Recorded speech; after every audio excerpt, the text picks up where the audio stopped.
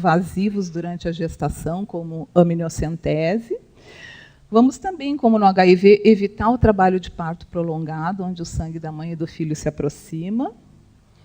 E a indicação de cesárea eletiva é discutível. Ela não é clara para nenhuma das hepatites.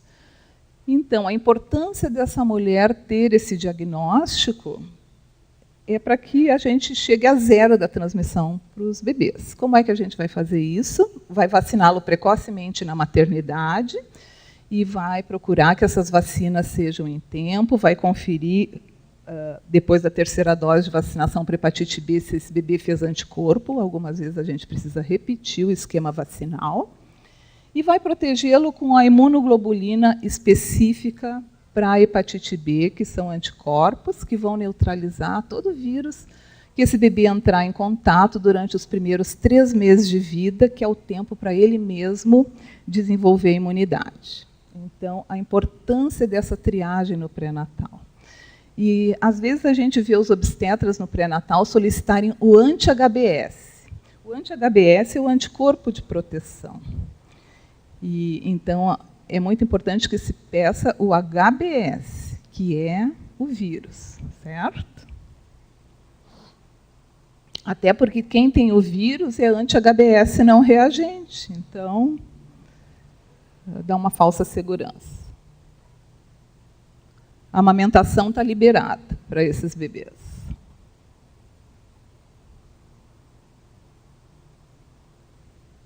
Hepatite C, então, de uma tese de mestrado de um colega nosso do ano 2000, nós temos no grupo Conceição, nas gestantes, cerca de 2,25% de prevalência. Nos doadores do Conceição, 1,7%, e nos pré-doadores do Brasil, 1,6%. Então, vejam só como o HIV é mais prevalente, assustadoramente mais prevalente do que as hepatites e até do que a sífilis, né? Que inversão de perfil nós temos no Rio Grande do Sul em relação a outras unidades federadas, onde hepatite B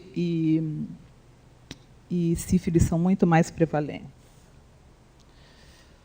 A fonte de infecção em cerca de 10% dos HCV positivos é desconhecida.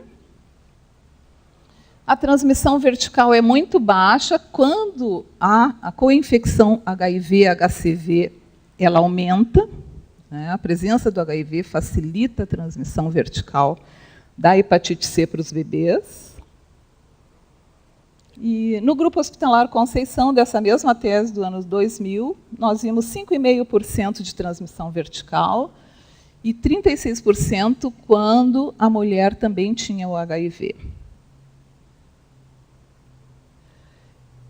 Então, assim, pelo CDC, está recomendado amamentar. Afinal, o aleitamento materno é muito importante para o crescimento sadio, bem nutrido dos bebês, para que não tenham outras morbidades.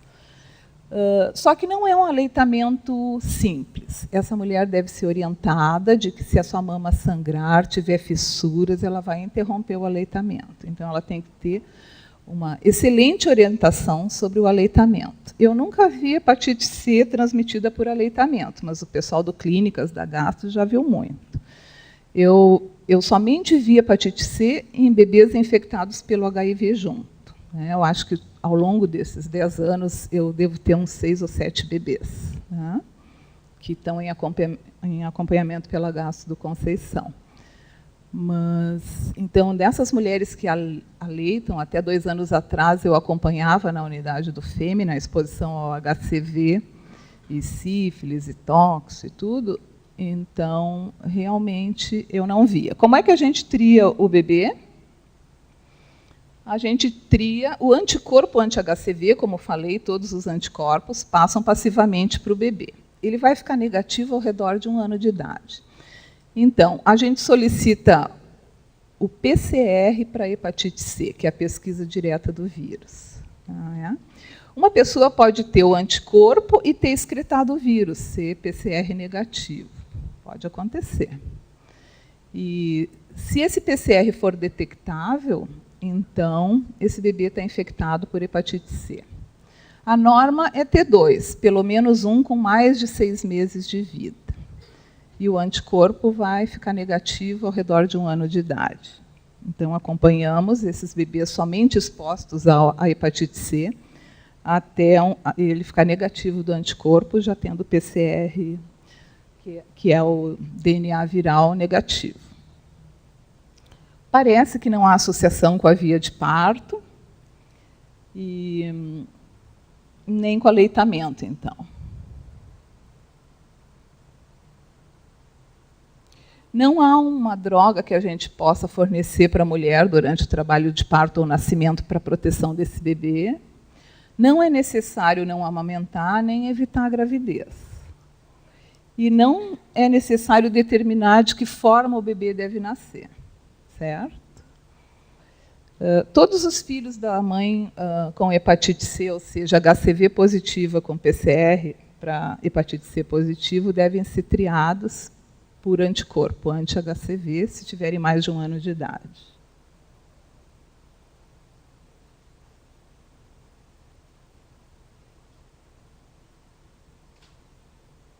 Falam que o preservativo não é obrigatório, o CDC fala isso. No entanto, a gente vê uma transmissão sexual de 20%. Então, se eu tivesse um parceiro HCV, certamente eu usaria. Espero que vocês também. E aqui são os últimos 3 slides, onde cai exatamente na discussão que vocês estão fazendo aqui do Instituto Gesta. Apesar de todo esse arsenal de diagnóstico, de tratamento, de prevenção, de doenças que podem ser nulas para os bebês, a gente vê crescentes diagnósticos em bebês. Esse ano eu recebi 5 novos bebês infectados pelo HIV no Fêmea, certo? E a história é a mesma, é não diagnóstico. Uma delas, o parceiro não sabia, ela ficou detectável no último mês de gestação, e a proteção foi a habitual, né, com AZT, com cesárea, com antirretrovirais potentes, né? Na verdade, se tivesse, daqui a 2 anos, esse bebê talvez não tivesse infectado, porque receberia mais tratamento preventivo, não é?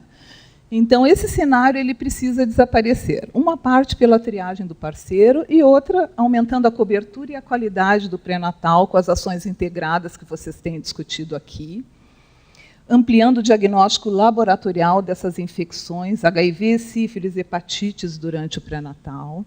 E ampliar o diagnóstico laboratorial é ampliar a agilidade desse diagnóstico, certo? Eu fiquei encantada com 10 a 13 dias ser muito tempo, fiquei realmente encantada. Que legal isso, porque dá tempo de intervir, não é?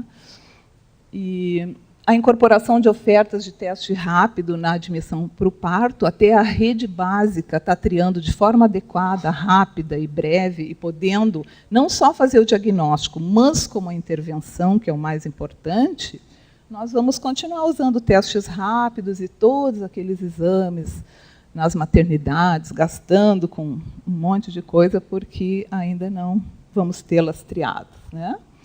E aqui o grande calcanhar de Aquiles que nos tem mostrado nos últimos tempos, que é a inclusão do parceiro, certo?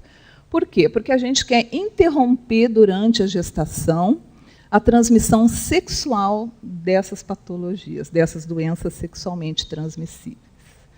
Então, enquanto nós gastamos com 3 anti-HIVs, que às vezes eu vejo elas chegarem, por que não testa o parceiro, né? Nós estamos triando os parceiros do pré-natal das 2 maternidades. O Hospital Conceição já triou cerca de 600, e o Fêmea vai começar agora com uma amostra de 250 no pré-natal. E nós vamos ver a relevância desses dados para mostrar para as nossas coordenações de Estado e de município se não é mais custo-efetivo triar o parceiro dessa gestante. Temos que melhorar o acesso ao pré-natal, o acesso à testagem durante a gestação, o acesso ao resultado da testagem, em especial quando reagente, a melhoria do acesso aos serviços de saúde, que vão poder fazer o tratamento antirretroviral, e a melhoria da assistência nas maternidades.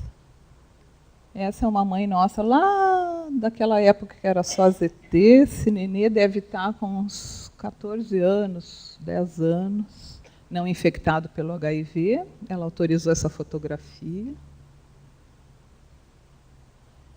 Os bebês agradecem muito a presença de vocês aqui e a parceria com o Instituto Gesta. Eu, em especial, agradeço o convite.